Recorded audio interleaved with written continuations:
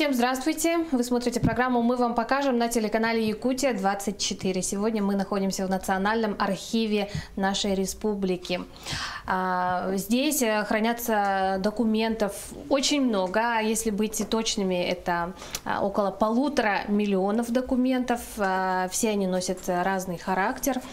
Помогают как в учебе, так и в работе, даже некоторые в исследованиях, причем личного характера. Чаще всего люди обращаются за такой услугой, как составление родословной. И сегодня об этой услуге и не только, более подробно мы будем общаться с начальником отдела информационных услуг Екатериной Сергеенко. Екатерина Анатольевна, здравствуйте. Здравствуйте. Ну, расскажите для начала, с чего начинается Национальный архив, на что он делится. Мы знаем, что это очень много отделов, да, и интересных отделов. Национальный архив выполняет несколько функций основных. Это у нас обеспечение, в первую очередь, обеспечение сохранности наших документов. Комплектование нашего архива. Мы продолжаем комплектоваться, к нам поступают новые документы. И обеспечение сохранности наших документов. Обеспечение сохранности и использование наших документов. То есть предоставление доступа к документам, оказание услуг, проведение выставок, написание статей, книг, сборников документов. Очень много видов работы у архива. Но мы знаем, что архив делится на библиотеку, да, на читальный зал, на хранение, да, всех документов. Что еще интересного здесь есть? Ну, у нас есть отделы обеспечения сохранности, то есть это вот хранилище, где лежат документы. Также у нас есть отдел реставрационных работ, дезинфекции, который обеспечивает сохранность, реставрирует документы, обеззараживает. У нас есть отделы вот информационных услуг, которые мы предоставляем, запросы исполняем и предоставляем доступ в читальные залы. У нас есть отдел социально-правовых запросов, вот наиболее востребованные направления использования. То есть люди туда обращаются для подтверждения стажа работы, размеров зарплаты, чтобы пенсия людям выплачивалась. То есть обеспечение их социальных прав. У нас есть отдел научно-справочного аппарата, то есть который обеспечивает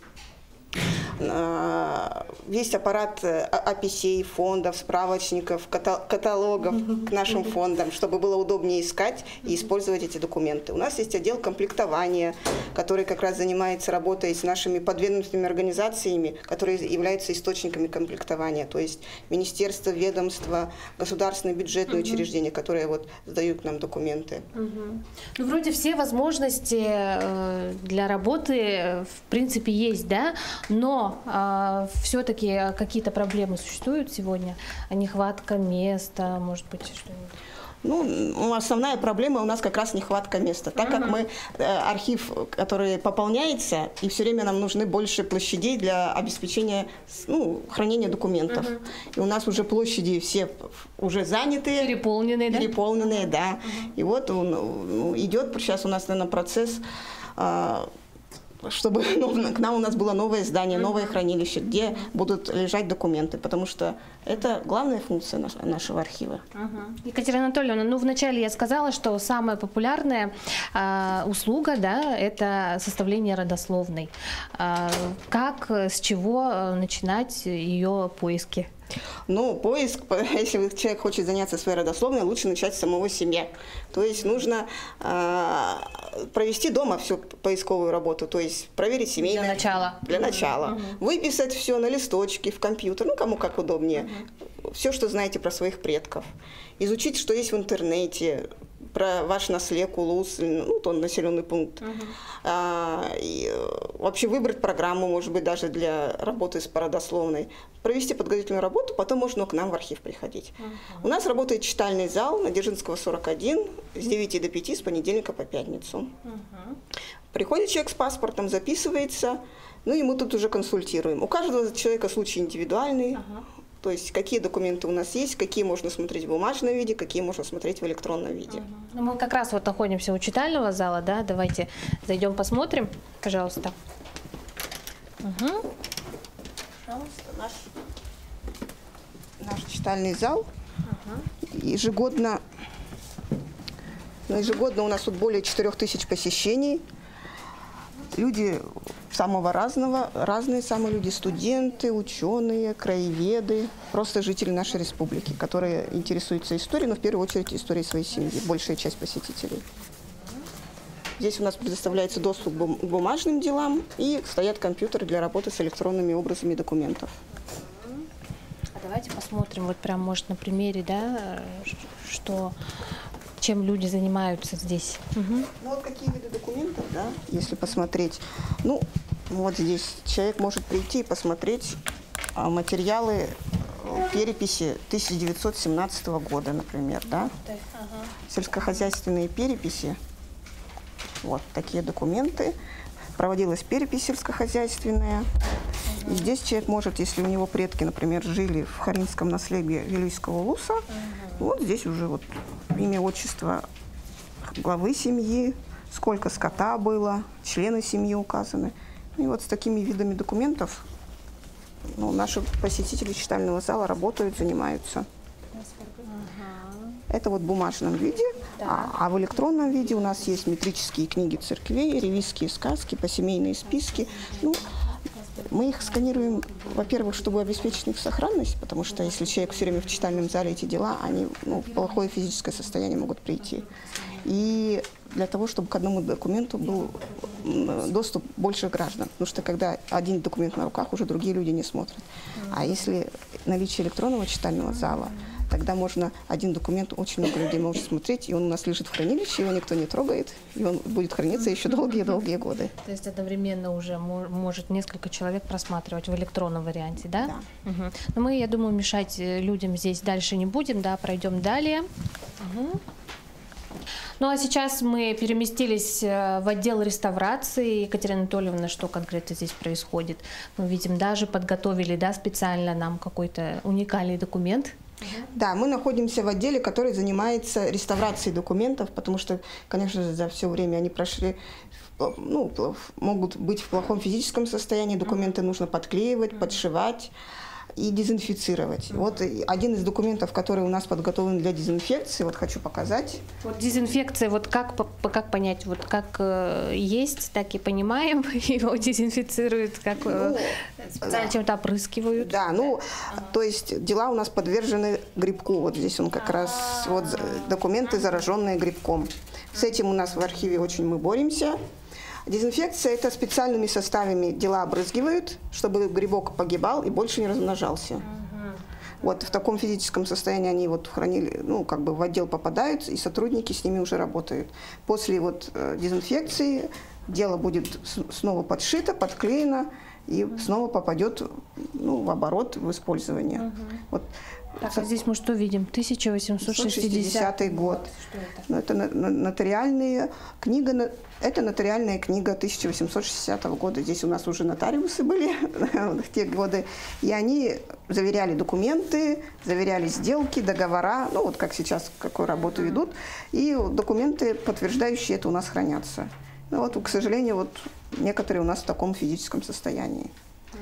Сотрудники отдела дезинфицируют, подшивают. Вот здесь есть пресс стоит, где документы, то есть после склеивания разглаживаются, да, наверное? Разглаживаются, потом подшиваются. В общем, несколько человек у нас в отделе вот здесь работают, занимаются этим. Это очень долгая, кропотливая работа. По восстановлению. Да, по восстановлению. Очень аккуратно работают и так далее. Ну а вообще документы к вам попадают, да, вот такого характера? Чаще всего откуда? Кто-то лично приносит или с каких-то организаций, какие-то находки, раскопки? Нет, здесь наш отдел работает с нашими документами, которые у нас лежат в нашем хранилище. Но документы, наш архив начал комплектоваться еще, можно сказать, до революции, когда основа архива – это у нас документы Якутского областного управления. А потом уже в 20-е, 30-е годы к нам сюда свозили документы со всей Якутской области. И документы на местах-то как хранились. Там их топило пожаром, они мокли. И, в общем, здесь принимали такие, как они есть. И поэтому они некоторые, у нас не хватает, конечно, времени и технических средств. И не все они были тогда реставрированы за последние годы. И исходя из возможных средств, мы занимаемся реставрацией документов своих. А Отлично, спасибо. Что ж, движемся далее, да, можем пойти в сам архив, да? В хранилище документов. Давайте.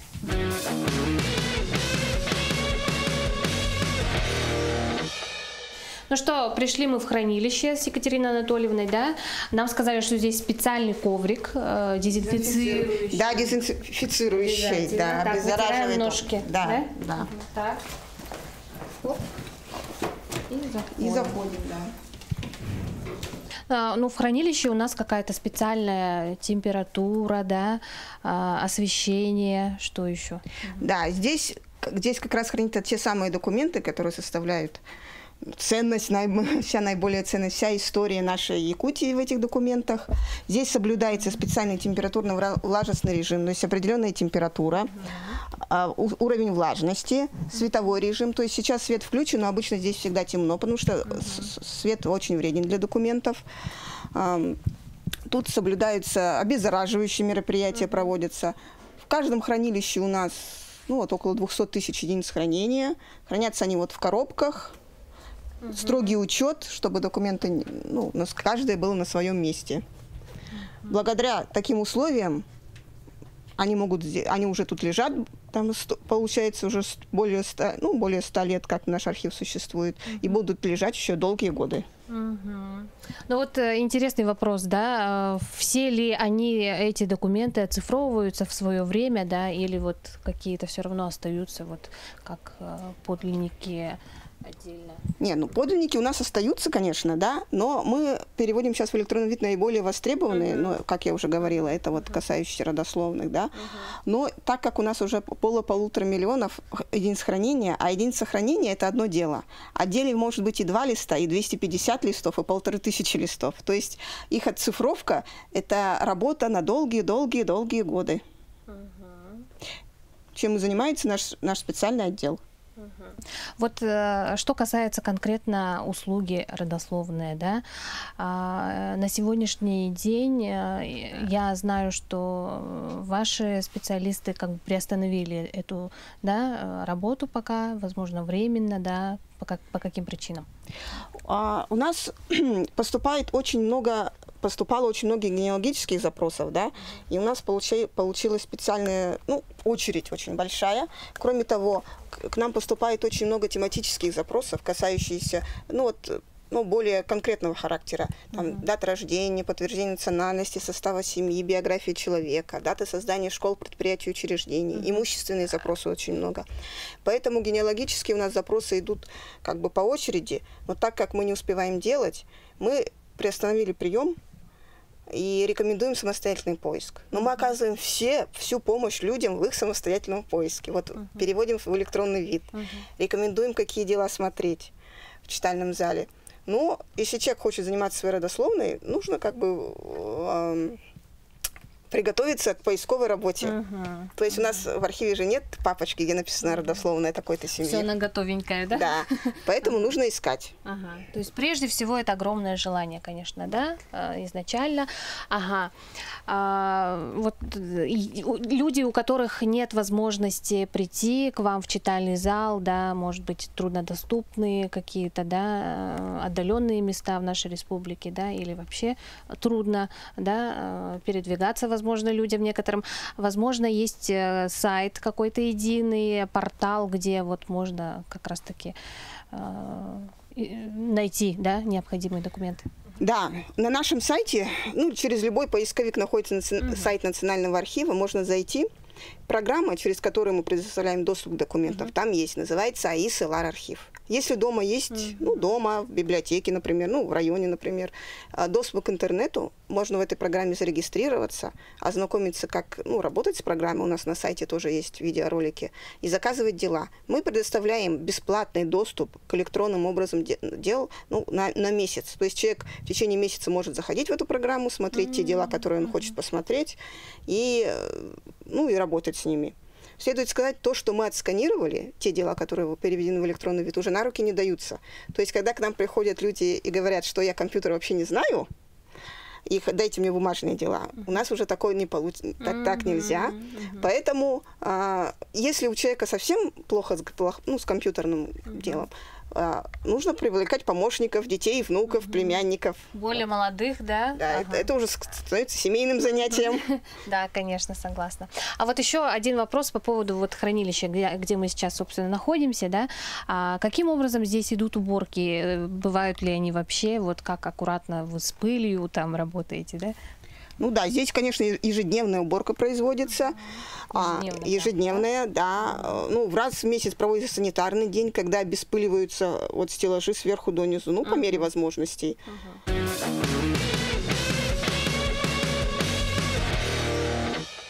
Ну что, Национальный архив, вообще архив — это дело такое, что каждый день здесь, возможно, даже каждую минуту могут случаться уникальные вещи, как поступление, да, уникальных документов. И мы рады познакомиться с главным архивистом Андреем Васильевичем Казаевым. Андрей Васильевич, здравствуйте. Вот буквально сегодня что-то вот к вам такое интересненькое поступило. Вот просматривая сегодня дело из фонда Наркомата народного просвещения, и я обнаружил среди списков учеников, именно список учеников, данные о нашем известном герое Великой Отечественной войны Дмитрии Даниловиче Алонове. Это наш прославленный герой, трижды удостоенный орденом Красной Звезды. Это орден выдавался за большое личное мужество, за вклад в оборону, за вклад в боях, да. И этот документ, по всей видимости, он ранее не был известен, и он пополнит, мы можем отправить скан документа в музей на его родину.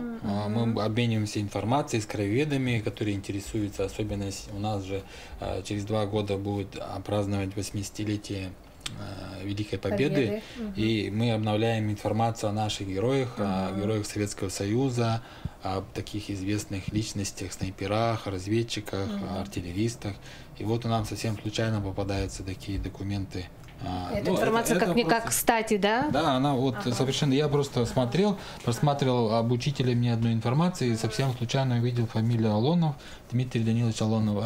Я работал над рубрикой «75 лет Победы», посвященная вот Великой Отечественной войне, Победы.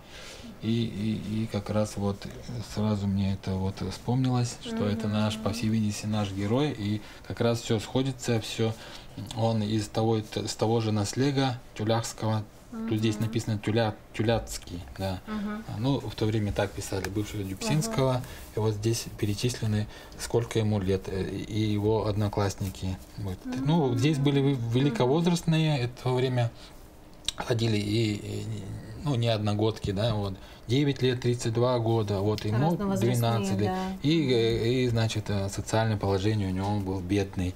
А вот некоторые вот... То есть вот возраст, да, а здесь положение, да, рядом? Возраст, да, положение. Вот это сирота, да. Кумалан, допустим, пишет, да? Кумалан это что значит? Это были категории бедных.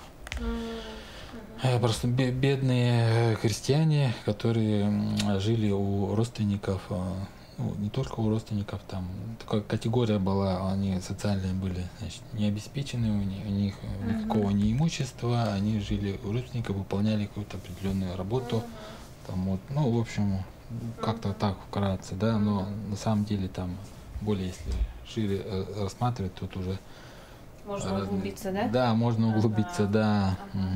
Андрей Васильевич, спасибо большое. Как здорово, что и наша программа стала причастна к такому эксклюзиву, да? Пусть таких находок будет как можно больше. Спасибо большое. Вот я еще работаю над темой юкагиров, да, вообще в республике, по нашей республике, вообще Колымы. Вот у меня недавно, этот документ известен, но там списки, вообще посемейные списки всех родов, да. Вот пока я над этой темой сейчас работаю, и над статьями, посвященные вот первым школам на Колыме, об одном известном учителе, который очень известен на Колыме, но, к сожалению, о нем у нас здесь не помнят. Вот о нем я ищу информацию. Да, он уехал туда в 30-м году работать, там остался.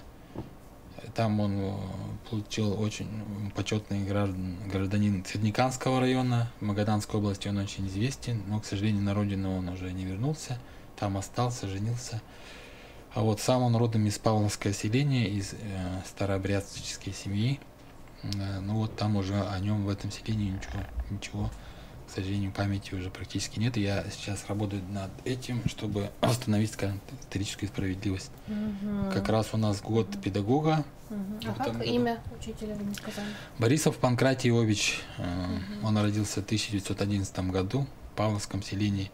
Закончил здесь якутскую школу и поехал в 30-м году на Колыму поднимать, значит, народное образование, там обустраивать школы в Среднекамском районе, и вообще там они проводили советизацию, проводили выборы в сельские советы.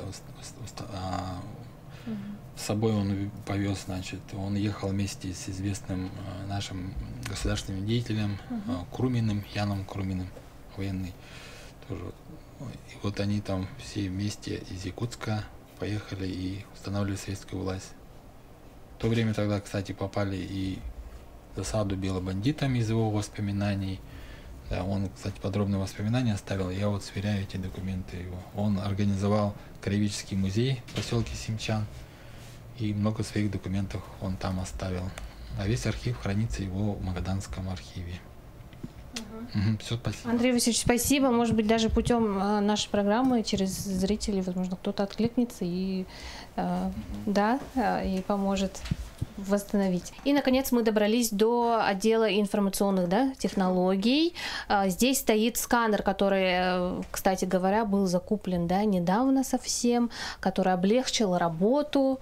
Да? Подробнее расскажите. Да, ну вот мы находимся в отделе информационных технологий, конкретно кабинет, где занимаются сканированием документов. Раньше в отделе был сканер более старый, более маленького объема, но в прошлом году был закуплен новый сканер, планетарный, который позволяет сканировать более быстро, в более хорошем качестве документы. Документы, те документы, про которые я говорила, это метрические книги, посемейные списки, которые сотрудники отдела сканируют, переводят в электронный вид, а люди уже потом смотрят в нашей программе АИС-ЛР архив. Ну и давайте посмотрим, как проходит процесс работы сканирования, пожалуйста. Наш специалист, можете имя назвать? Это Леонид Николаевич. Он как раз занимается полисное сканирование, и потом распознавание его в компьютере. Леонид Николаевич, долго по времени занимает? Нет, это все буквально занимает один кадр 5 секунд. Вот как быстро, да, все? Да. Ага, давайте покажем. Так.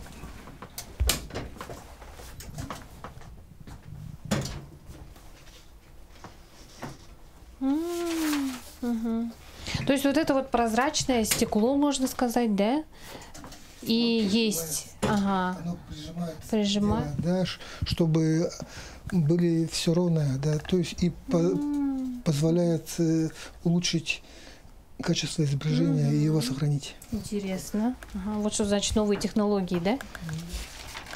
Да, благодаря тому, что сканер работает быстрее, у нас увеличились объемы сканированных документов, и мы практически закончили уже сканирование всех метрических книг. То есть с 1780-х годов до 1920 года у нас метрические книги уже почти все переведены в электронный вид. Но это буквально за год последний.